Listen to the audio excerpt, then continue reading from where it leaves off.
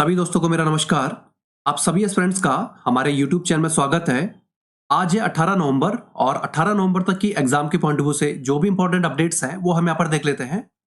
पहला क्वेश्चन है, हाल ही में किस भारतीय राज्य ने पंचायत से संबंधित पेशा अधिनियम लागू किया है? ऑप्शन इसमें उत्तर प्रदेश, बिहार, मध्य प्रदेश या फिर उत्तराखंड। इसका करेक्ट आंसर है मध्य प्रदेश। मध्य प्रदेश यह कानून लागू करने वाला देश का 7वां राज्य बन गया है। इससे पहले हिमाचल प्रदेश, आंध्र प्रदेश, राजस्थान, गुजरात, महाराष्ट्र और तेलंगाना राज्य में पेशा कानून लागू है। इस कानून का उद्देश्य जनजातीय समाज को ग्राम सभाओं की सभी गतिविधियों का मुख्य केंद्र बनाना है। यहाँ पर हम बात करें पंचायती राज व्यवस्था से संबंधित कुछ महत्वपूर्ण जानकारी की। भारतीय संविधान के अनुच्छेद 40 में पंचायत का उल्लेख किया गया है। अनुच्छेद 246 के माध्यम से स्थानीय स्वशासन स्तर पर कानून बनाने का अधिकार राज्य विधानमंडल को सौंपा गया है। पंचायती राज में बलवंत राय मेहता समिति ने त्रिस्तरीय जबकि अशोक मेहता समिति ने द्विस्तरीय व्यवस्था की अनुशंसा की थी। 73वें संविधान संशोधन को दिसंबर 1992 में संसद द्वारा पारित कराकर ग्रामीण भारत में स्थानीय स्वशासन की नींव डाली गई थी। यहाँ पर हम बात करें भारत के ग्रामीण क्षेत्रों से संबंधित करंट अफेयर्स के प्रश्नों की। हाल ही में किसने पंचायती राज से संबंधित ग्रामीण विकास एजेंडा बुकलेट जारी की है?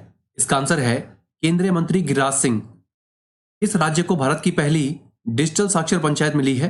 इसका आंसर है केरल। प्रधानमंत्री नरेंद्र मोदी ने गुजरात के किस गांव को देश का पहला 24x7 सौर ऊर्जा वाला गांव घोषित किया है? इसका आंसर है मोढेरा। अगला क्वेश्चन है, किस अंतर्राष्ट्रीय संगठन ने हाल ही में ग्लोबल शील्ड प्लान को लॉन्च किया है? ऑप्शन इसमें आसियान, G7, G20 या फिर यूनेस्को। इसका करेक्ट आंसर है G7।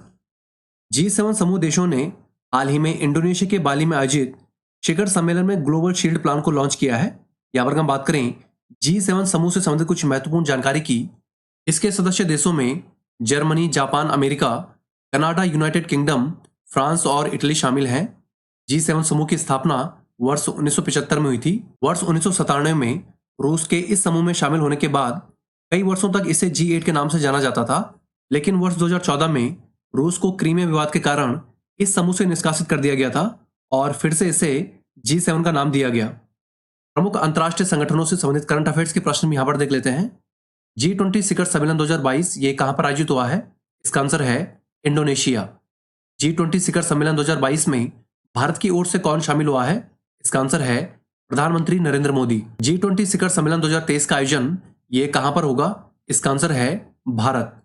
अगला क्वेश्चन है, फेसबुक की मूल कंपनी मेटा का भारत में नया मुख्य अधिकारी किसे नियुक्त किया गया है? ऑप्शन इसमें अविनाश मुखर्जी, संध्या देवनाथन, तृप्ति अवस्थी या फिर साधना मिश्रा। इसका करेक्ट आंसर है संध्या देवनाथन। फेसबुक की पेरेंट कंपनी मेटा ने संध्या देवनाथन को मेटा इंडिया के प्रमुख के तौर पर नियुक्त किया है। पूर्व कंट्री हेड अजित मोहन के इस्तीफे के बाद संध्या देवनाथन को कंपनी द्वारा यह मुख्य जिम्मेदारी सौंपी गई है। यहाँ पर हम बात करें मेटा प्लेटफॉर्म्स की, यह सोशल मीडिया और विज्ञापन क्षेत्र की प्रमुख कंपनी है। इससे पहले फेसबुक इंक के नाम से जाना जाता था। इसका मुख्यालय अमेरिका के मेनलो पार्क, कैलिफोर्निया में स्थित है। यह फेसबुक, इंस्टाग्राम और व्हाट्सएप जैसी सोशल मीडिया प्लेटफॉर्म का मूल संगठन है। इस कंपनी के वर्तमान CEO मार्क जुकरबर्ग हैं। सोशल मीडिया कंपनियों से संबंधित करंट अफेयर्स के प्रश्न यहाँ पर देख लेते हैं। हाल ही में सोशल नेटवर्किंग साइट ट्विटर का अधिग्रहण किसने किया है? इसका आंसर है Elon Musk. India Post payment bank ने वित्तीय साक्षरता को बढ़ावा देने के लिए इस सोशल मीडिया प्लेटफॉर्म के साथ साझेदारी की है? इसका आंसर है कू ऐप। अगला क्वेश्चन है, अखिल भारतीय तटीय सुरक्षा अभ्यास का तीसरा संस्करण हाल ही में किस नाम से शुरू हुआ है? ऑप्शन इसमें सी विजिल 22, तटीय अभ्यास 22, तटीय सुरक्षा प्रोग्राम या फिर मिशन सी विजिल। इसका करेक्ट आंसर है सी विजिल 22। पैन इंडिया तटीय रक्षा अभ्यास सी विजिल 22 का तीसरा संस्करण ये 15 और 16 नवंबर 2022 को आयोजित किया गया है। तटीय रक्षा तंत्र का आकलन करने के लिए इस राष्ट्रीय स्तर के तटीय रक्षा अभ्यास की परिकल्पना वर्ष 2018 में की गई थी, जिसकी सुरक्षा की जिम्मेदारी भारतीय तटरक्षक बलों की है। यहाँ पर हम बात करें भारतीय तटरक्षक बल से संबंधित कुछ महत्वपूर्ण जानकारी की। यह एक अर्धसैनिक बल है जो भारत सरकार के रक्षा मंत्रालय के अंतर्गत कार्य करता है। भारत में 1 फरवरी को तटरक्षक दिवस के रूप में मनाया जाता है। इसकी स्थापना का मुख्य उद्देश्य समुद्री संसाधनों की सुरक्षा, समुद्र में तस्करी और अवैध गतिविधियों को रोकना है। वीरेंद्र सिंह पठानिया ये वर्तमान में इसके महानिदेशक हैं। तटीय क्षेत्रों से संबंधित करंट अफेयर्स के प्रश्न यहाँ पर देख लेते हैं। अंतर्राष्ट्रीय तटीय सफाई दिवस 2022 ये कब मनाया गया है? इसका आंसर है 17 सितंबर। भारतीय नौसेना ने हाल ही में किस नाम से अपना तटीय सुरक्षा अभ्यास किया है? इसका आंसर है प्रस्थान। केंद्र सरकार ने वर्ष 2022 के लिए कितने समुद्री तटों के लिए तटीय सफाई पहल की घोषणा की है? इसका आंसर है 75। अगला क्वेश्चन है, हाल ही में किस एजेंसी ने अपने चंद्रमा मिशन के तहत आर्टेमिस 1 प्रोग्राम को लॉन्च किया है? ऑप्शंस इसमें इसरो, नासा, सीएनएसए या फिर जाक्सा। इसका करेक्ट आंसर है नासा। अमेरिकी अंतरिक्ष एजेंसी नासा ने 16 नवंबर 2022 को अपने मानव रहित चंद्रमा मिशन आर्टेमिस 1 को सफलतापूर्वक लॉन्च किया है। नासा ने इसे फ्लोरिडा के कैनेडी स्पेस सेंटर से लॉन्च किया है।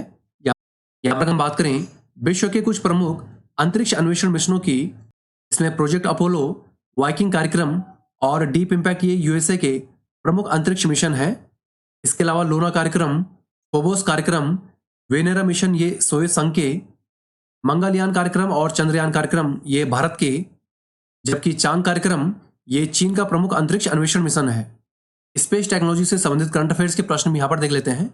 हाल ही में किसके द्वारा बनाए गए दुनिया के पहले 3D प्रिंटेड रॉकेट इंजन अग्निलेट का सफलतापूर्वक परीक्षण किया गया है? इसका आंसर है अग्निकुल कॉस्मोस।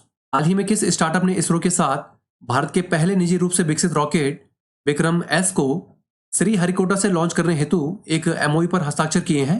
इसका आंसर है स्काई रूट। इसरो किस देश की अंतरिक्ष एजेंसी के साथ मिलकर चंद्रमा के अंधकार वाले हिस्से के परीक्षण की तैयारी कर रहा है? इसका आंसर है जापान। अगला क्वेश्चन है, इनमें से किसे नेपाल में होने वाले आगामी चुनाव के लिए अंतर्राष्ट्रीय पर्यवेक्षक के रूप में निमंत्रण मिला है? ऑप्शन इसमें अभय वर्मा, राजीव कुमार, एम श्रीनिवास या फिर अजय साहू। इसका करेक्ट आंसर है राजीव कुमार। राजीव कुमार वर्तमान में भारत के मुख्य चुनाव आयुक्त हैं। ये 18 से 22 नवंबर तक नेपाल में राज्य के अतिथि के रूप में निर्वाचन आयोग के अधिकारियों के एक प्रतिनिधि मंडल का नेतृत्व करेंगे। यहाँ पर हम बात करें भारतीय चुनाव आयोग से संबंधित कुछ महत्वपूर्ण जानकारी की, यह भारत में स्वतंत्र एवं निष्पक्ष चुनाव कराने हेतु एक स्वायत्त एवं अर्धन्यायिक संस्थान है।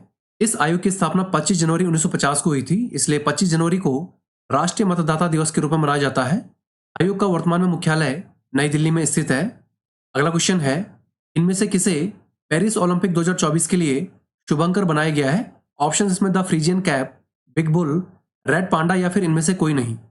इसका करेक्ट आंसर है द फ्रीजियन कैप। फ्रांसीसी क्रांति के दौर में आजादी की तलाश का परिचायक बनी द फ्रीजियन कैप को पेरिस ओलंपिक और पैरालंपिक खेल 2024 का आधिकारिक शुभंकर बनाया गया है। यहाँ पर हम बात करें प्रमुख खेल आयोजनों से संबंधित शुभंकरों की, बर्मिंघम राष्ट्रमंडल खेलों का आधिकारिक शुभंकर पेरी द बुल था।